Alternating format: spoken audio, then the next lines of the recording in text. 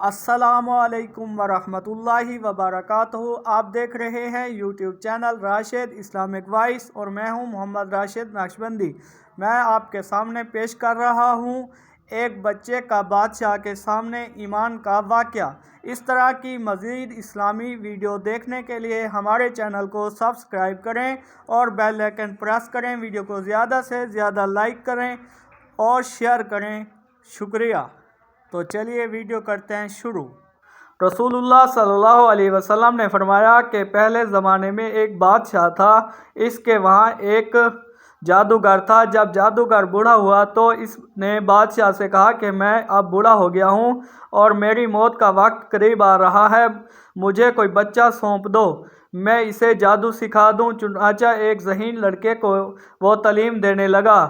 لڑکا اس کے ہاں جاتا تو راستے میں ایک راہب کا گھر پڑتا، وہ عبادت میں اور وعظ و نصیحت میں مشغول ہوتا، یہ بھی کھڑا ہو جاتا اور اس کے طریقہ عبادت کو دیکھتا اور وعظ سنتا، آتے جاتے یہاں رک جایا کرتا تھا۔ جادوگر بھی مارتا اور باپ بھی، کیونکہ وہاں وہ دیر سے پہنچتا اور یہاں بھی دیر سے آتا۔ ایک دن بچے نے راہب کے سامنے یہ شکایت پیش کی۔ راہب نے کہا، جب جادوگر تم سے پوچھے کہ کیوں دیر ہو گئی تو کہنا گھر والوں نے روک لیا تھا، اگر گھر والے بگڑے تو کہہ دینا جادوگر نے روک لیا تھا۔ یوں ہی ایک زمانہ گزر گیا کہ ایک طرف تو وہ جادو سیکھتا تھا اور دوسری طرف کلام اللہ اور اللہ کا دین سیکھتا تھا۔ ایک دن یہ دیکھتا ہے کہ راستے میں ایک زبردست ہیبت ناک سانپ پڑا ہے جس نے لوگوں کی آمد و رفت بند کر رکھی ہے، ادھر والے ادھر نہیں جا سکتے اور ادھر والے ادھر پریشان کھڑے ہیں۔ اس نے اپنے دل میں سوچا کہ آج موقع ہے کہ میں امتحان لوں، راہب کا دین خدا کو پسند ہے یا جادوگر کا۔ اس نے ایک پتھر اٹھا کر اور یہ کہہ کر اس پر پھینکا کہ اے خدایا، اگر تیرے نزدیک راہب کا دین جادوگر کی تعلیم سے زیادہ محبوب ہے تو اس جانور کو اس پتھر سے ہلاک کر دے تاکہ لوگوں کو اس سے بلا سے نجات مل جائے۔ پتھر لگتے ہی وہ جانور ہلاک ہو گیا اور لوگوں کا آنا جانا شروع ہو گیا۔ اور پھر لڑکے نے جا کر راہب کو خبر دی۔ اس نے کہا، پیارے بچے، آج کے دن تو مجھ سے افضل ہے، اب خدا کی طرف سے تیری آزمائش ہوگی، اگر ایسا ہوا تو لوگوں کو میری خبر نہ کرنا۔ اب اس بچے کے پاس حاجت مند لوگوں کا تانتا لگ گیا۔ اس کی دعا سے مادر زاد، اندھے، کوڑھی، جذامی اور ہر قسم کے بیمار اچھے ہونے لگے۔ بادشاہ کے ایک نابینا وزیر کے کان میں یہ بات پڑی، وہ بڑے تحفے تحائف لے کر حاضر ہوا اور کہنے لگا کہ مجھے شفا دے دے تو یہ سب کچھ تجھے دے دوں گا۔ اس نے کہا، شفا میرے ہاتھ میں نہیں، میں تو کسی کی شفا نہیں دے سکتا، شفا دینے والا اللہ وحدہ لا شریک ہے، اگر تو اس پر ایمان لانے کا وعدہ کرے تو میں دعا کروں۔ اس نے اقرار کر لیا۔ بچے نے اس کے لیے دعا کی، اللہ نے اسے شفا دے دی۔ وہ بادشاہ کے دربار میں آیا اور جس طرح اندھا ہونے سے پہلے کام کرتا تھا اس طرح کام کرنے لگا۔ اس کی آنکھیں روشن تھیں۔ بادشاہ نے متعجب ہو کر پوچھا کہ تجھے آنکھیں کس نے دی؟ اس نے کہا، میرے رب نے۔ بادشاہ نے کہا، ہاں، یعنی میں نے دی ہیں؟ وزیر نے کہا، نہیں، میرا اور تیرا رب صرف اللہ ہے۔ اب بادشاہ نے اس کی مار پیٹ شروع کر دی اور طرح طرح کی تکلیفیں دیں اور پوچھنے لگا، تجھے یہ تعلیم کس نے دی؟ آخر اس نے بتایا کہ میں نے اس بچے کے ہاتھ پر اسلام قبول کیا ہے۔ اس نے اسے بلایا اور کہا کہ اب تم جادو میں کامل ہو گئے ہو، اندھوں کو بینا اور بیماروں کو تندرست کرنے لگے ہو۔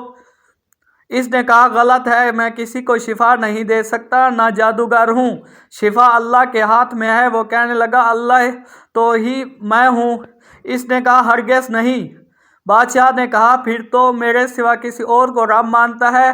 تو اس نے کہا، میرا اور تیرا رب اللہ ہے۔ اس نے اب اس بچے کو طرح طرح کی سزائیں دیں، یہاں تک کہ راہب کا پتہ لگا لیا اور راہب کو بلا کر کہا کہ اسلام کو چھوڑ دے۔ اس نے انکار کیا تو بادشاہ نے اسے آڑے ہاتھوں سے چروایا۔ جب یہ آڑے سے چر گیا تو نوجوان سے کہا کہ تم بھی دین سے پھٹ جا۔ اس نے انکار کر دیا تو بادشاہ نے اپنے سپاہیوں کو حکم دیا کہ اس فلاں پہاڑ کی چوٹی پر لے جاؤ، وہاں پہنچ کر اگر دین سے باز آ جائے تو اچھا، ورنہ وہیں اسے لڑکھا دیں۔ سپاہی اسے پہاڑ کی چوٹی پر لے گئے۔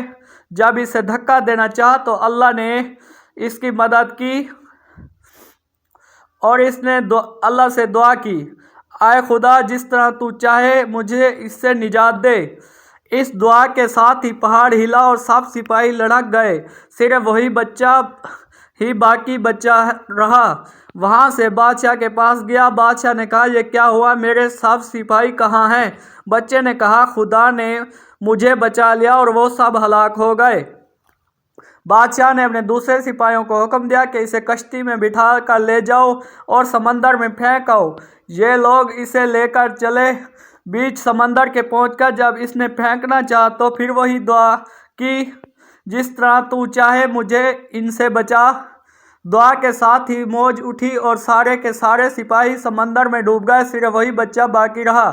پھر وہ بادشاہ کے پاس آیا اور کہنے لگا، میرے رب نے مجھے بچا لیا، اور اے بادشاہ، تو چاہے کتنی تدبیریں بھی کر لے تو مجھے ہلاک نہیں کر سکتا۔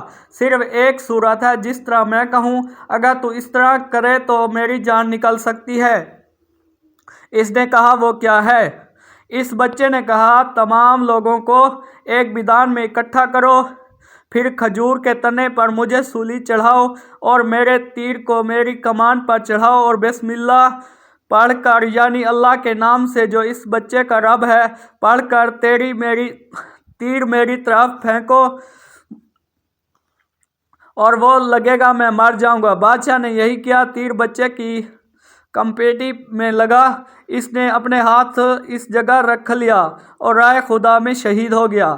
اس کے ساتھ ہی چاروں طرف سے یہ آوازیں بلند ہونے لگی، ہم اس بچے کے رب پر ایمان لائے۔ یہ حال دیکھ کر بادشاہ کے ساتھی بڑے گھبرائے اور کہنے لگے، ہم تو اس بچے کی ترکیب سمجھ ہی نہیں، دیکھے اس کا اثر کیا پڑا کہ سب لوگ ہی دین اسلام میں داخل ہو گئے۔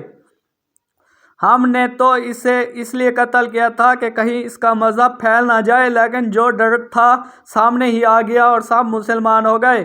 بادشاہ نے کہا، اچھا یہ کرو کہ تم تمام محلوں اور راستوں میں خندقیں کھودو، ان میں لکڑیاں بھرو اور آگ لگاؤ۔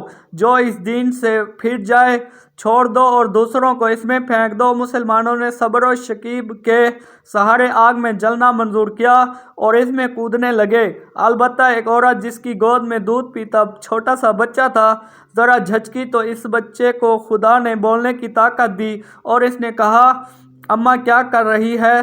تم تو حق پر ہو، صبر کرو اور اس میں کود پڑو۔ یہ شہادت کے الفت میں قدم رکھنا ہے۔ لوگ آسان سمجھتے ہیں مسلمان ہونا۔ والسلام۔